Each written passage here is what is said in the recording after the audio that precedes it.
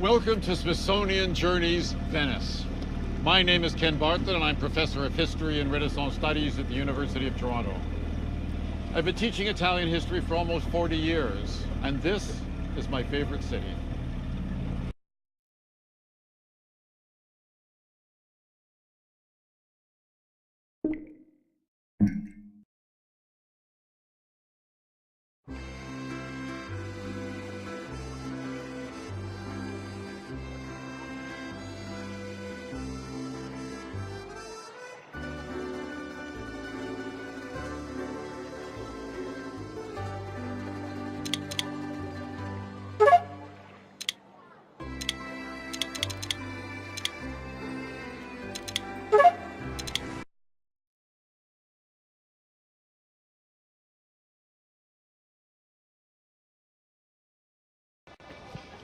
We're approaching a small bridge, the Ponte dei Pugni, the Bridge of the Fists. It's called that because it was the site of the equivalent of the Venetian Fight Club. Between 1600 and 1705, groups of working class youth, the Nicolacchi and Castellani, would gather on this bridge and they would fight. The purpose was to try and push one another off the bridge into the cold water of the late fall and early winter canal. All of this was fine until in 1705, knives were taken out and roof tiles were thrown, resulting in too much danger for the population. So the Venetian government decided it was probably more prudent to stop it. So the last fight took place in 1705.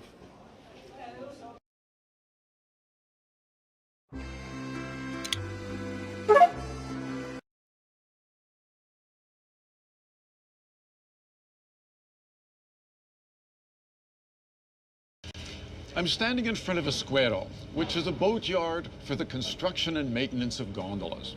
Now, gondolas are one of the symbols of the city, but they began as extremely efficient means of transportation.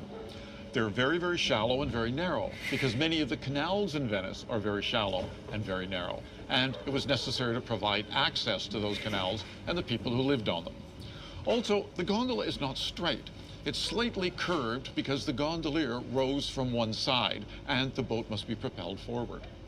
The gondolier places his or her, because there are now some female gondoliers, or in that almost sculptural object known as a forcular or lock, and that allows him or her to propel the boat forward. Now, the decoration of the gondola hasn't really changed very much at all. The basic shape we see was determined as early as the 13th century.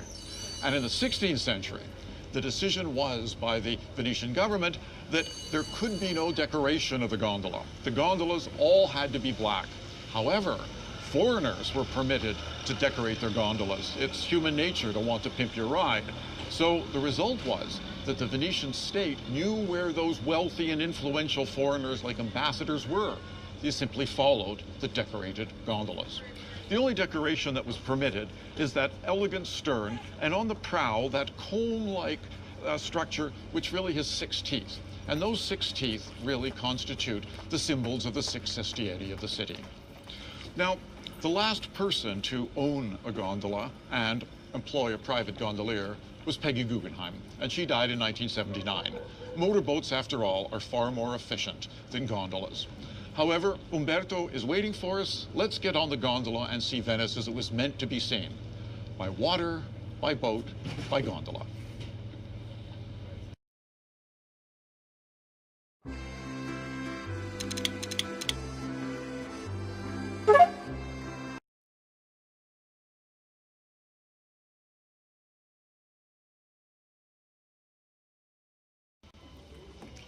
We're approaching one of the most infamous bridges of Venice, the Ponte delle Tette, the Bridge of the Breasts. It takes its name from the fact that this was the red light district of the city. And the women who were applying their trade would gather on the bridge and expose themselves to the waist, not only to attract customers, but with the encouragement of the state, trying to convert men of homosexual tendencies. Also, prostitution wasn't illegal in Venice. In fact, it was almost encouraged. There were more than 11,000 registered prostitutes, and the special tax they paid made a great contribution to the coffers of the Venetian Republic.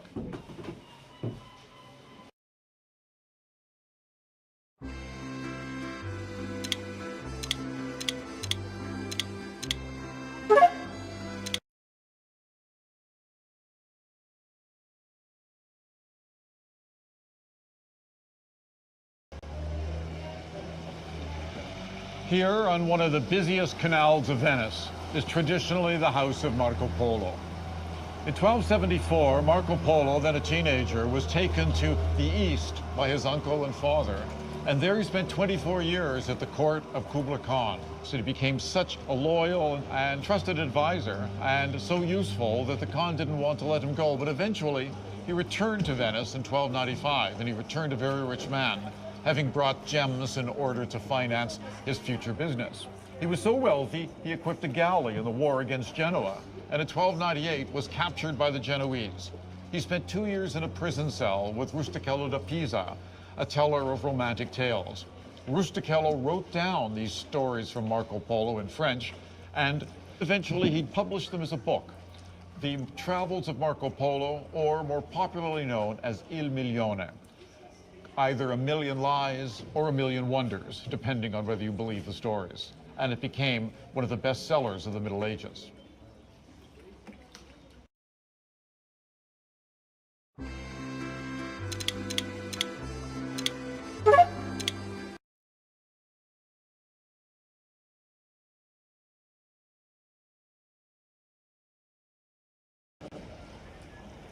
We're approaching the beautiful Bridge of Sighs. The bridge links the Ducal Palace with its law courts on my left, together with the prisons on my right, the first purpose-built prisons in Europe. This lovely 17th century bridge was called the Bridge of Sighs by Lord Byron, who imagined that those who had just been condemned walking across that bridge and looking through those beautiful traceried windows and sighing at their last vision of freedom. The most famous of all of the prisoners who walked across that bridge was Giacomo Casanova in the 18th century. He also was the only prisoner ever to escape from the leads.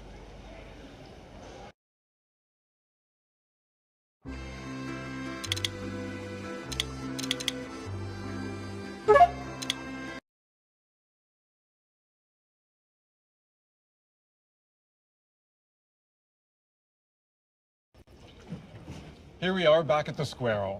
I hope you've enjoyed our little tour through the canals of Venice, seeing the city as it's meant to be seen. It's now time to say farewell and sincere thanks to Umberto, our gondolier. Umberto will have to bring his gondola, which can last up to 70 years, into the Square for maintenance. Every 40 days, it has to be taken in to be resealed, and once a year, taken in for an entire month to be stripped down to the wood and completely repainted. But that month gives Umberto an opportunity to take a holiday himself, usually in the winter, because after all, we've had our vacation, and I think it's only fair that Umberto has his.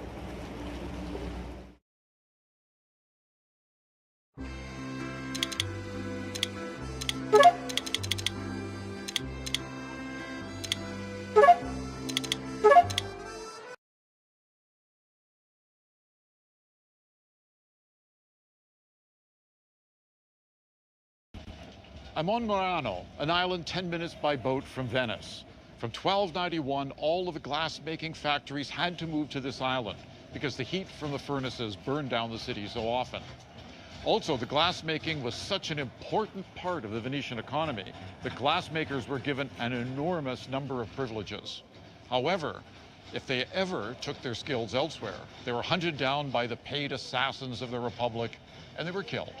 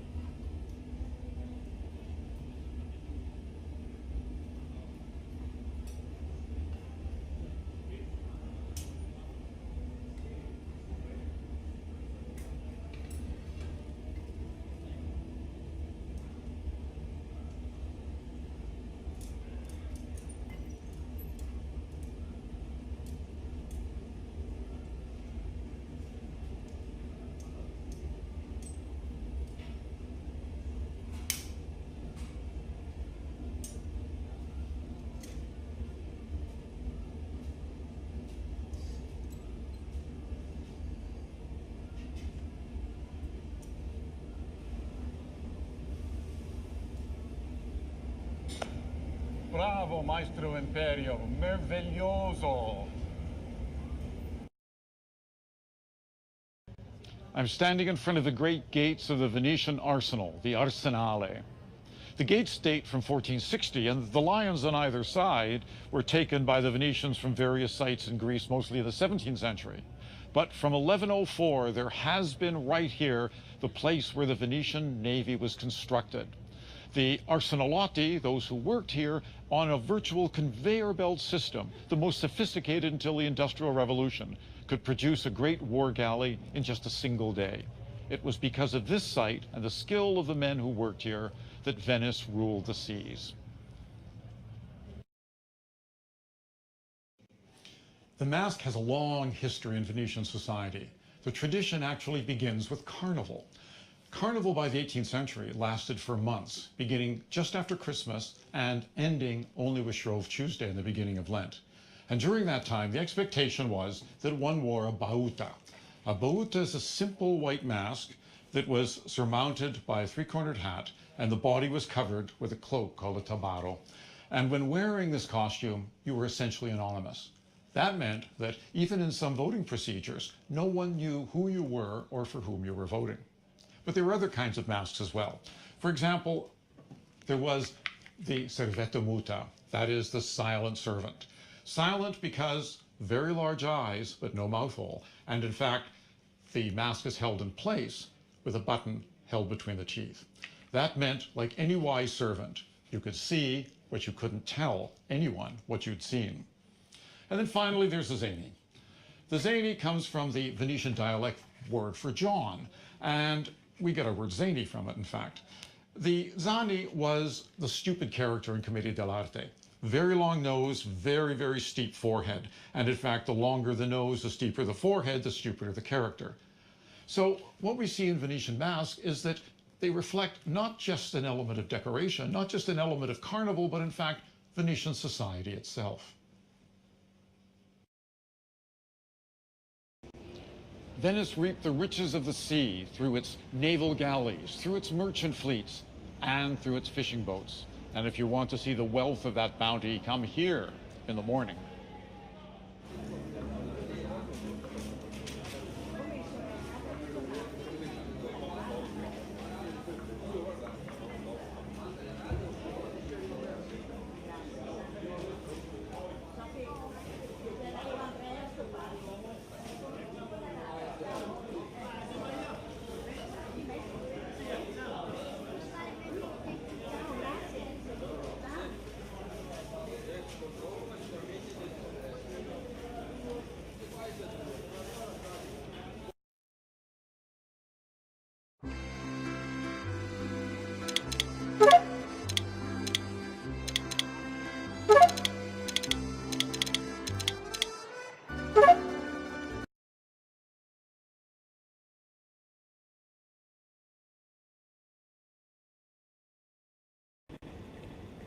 This is the Rialto. I'm standing in front of the church of San Giacomo di Rialto, and it was here in the commercial heart of Venice that the city actually arose. By tradition, there was a church on this site from the 5th century.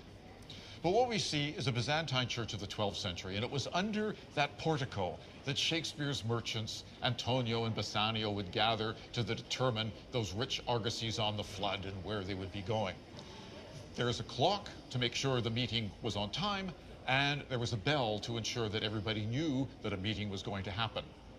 But there's another element here that makes this an extremely important place and that also reinforces that connection between politics and commerce that was the mercantile Republic of Venice. If we look here, we see the Gobbo di Rialto. Now, gobbo in Italian means hunchback, and it's almost certainly from this figure that Shakespeare found the name of his clown in Merchant of Venice, Lancelot Gobbo. Every law, every decree of the Venetian state had to be made twice. It had to be proclaimed in Piazza San Marco on the Piazza del Bando, and it had to be proclaimed here simultaneously in the commercial heart of the city. But there is something of a sinister element as well. Those merchants who were unable to meet their obligations or who went bankrupt had to run virtually naked from the Piazza San Marco here to the Gobbo, and the population would line the streets and strike them with switches. It concentrated the mind and ensured that very few Venetian merchants didn't pay their bills.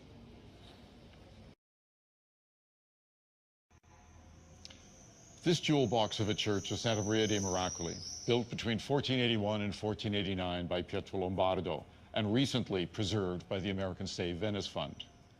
It takes its name from a miracle-working image of the Virgin that's located inside, an image so powerful it managed to raise from the dead a boy who was at the bottom of the Giudecca Canal for over an hour. It's also a very popular place for Venetian weddings. It's small, and the bride can arrive by gondola.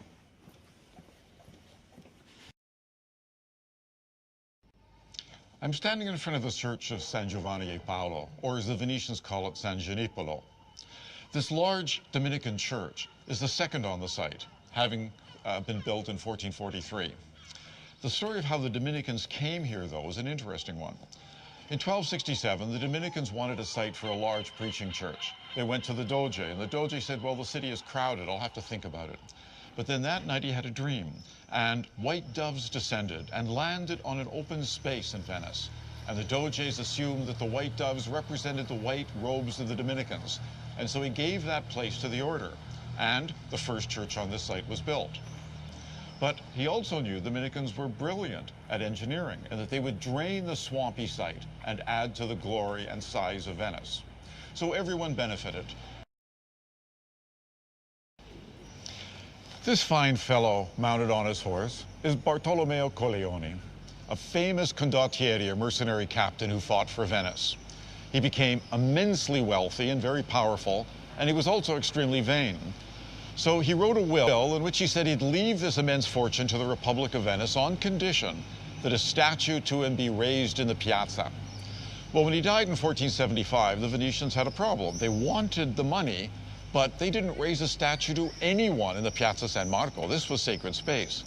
But they found a way around it by putting the statue here in Campo San Giovanni e Paolo, because in any other part of Italy, this campo would be a piazza, and it's in front of not the Basilica of St. Mark, but the Scuola of St. Mark. So on a technicality, they accepted the money and they put the statue in its place. Also, they honored Colleoni by commissioning the greatest sculptor of the latter part of the 15th century, Andrea Verrocchio, the teacher of Leonardo da Vinci, to build the statue. And he came to Venice, and this is one of the most beautiful buildings in Venice, the Scuola Grande di San Marco. A scuola isn't a school, but a lay confraternity, like a service club. And this was dedicated to helping the poor, as we can see San Marco assisting the poor citizens on the tympanum above the door. This building... I'm in the Campo del Ghetto Nuovo. This is the original ghetto. In fact, the word comes from the Venetian dialect word for foundry, or ghetto. And after 1516, this is where the Jews of Venice were required to live. They were sealed off from the community by gates at night, and there were certain restrictions on what they could do and where, but nevertheless, they were allowed a certain amount of freedom here. The Germans had their warehouse, as did the Turks, but here the Jewish community was a community that was alive, husbands, wives, fathers, rather than transient merchants. After the expulsion of the Jews from Spain and the south of Italy, ruled by Spain, the numbers increased enormously. It was necessary then to build up, to add additional floors to buildings and to reduce the height of ceilings. Consequently, this became a very active and engaged space. There wasn't really one community, though. There were four: the Levantine, the German, the Italian, and the Iberian. They each had their own synagogues and their own traditions. And there was a fifth synagogue, and above it, the cupola of the Canton, that private synagogue, still living. I'm standing in front of the 18th century facade of the Church of San Rocco, St. Roch.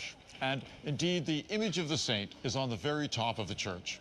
We can see he has the same iconography always. He's holding a staff, he's got a dog, and he's pointing to a plague sore on his thigh. The importance of this is plague was a terrible danger always in Venice, and so any saint that could help with the visitation of the plague was greatly revered. The consequence then is the building of the Scuola Grande di San Rocco. In 1478, there was a foundation of a new scuola, one to help plague sufferers. And in 1515, the beginning of this building was then determined. And although it took several decades to build, it resulted in one of the greatest and richest of all of the confraternities in Venice, and the only one of the scuola up until today. First, the Doge and those pictures by Tintoretto. Now, the mayor and councilors of Venice will process to the... This enormous Franciscan church is Santa Maria Glorioso dei Frari. It's enormous because the mendicant preachers were the rock stars of their age, and the church had to be huge in order to accommodate those who came to listen. It was finished in the 1340s, although it had begun in the 13th century. Slightly later is the bell tower, the Campanile, which is the second tallest in Venice, second only to San Marco. And above the portal, you can see in those beautiful sculptural elements the figure of the Virgin Mary, to whom the church is dedicated, Christ, and then St. Francis. And then on the right, in the world.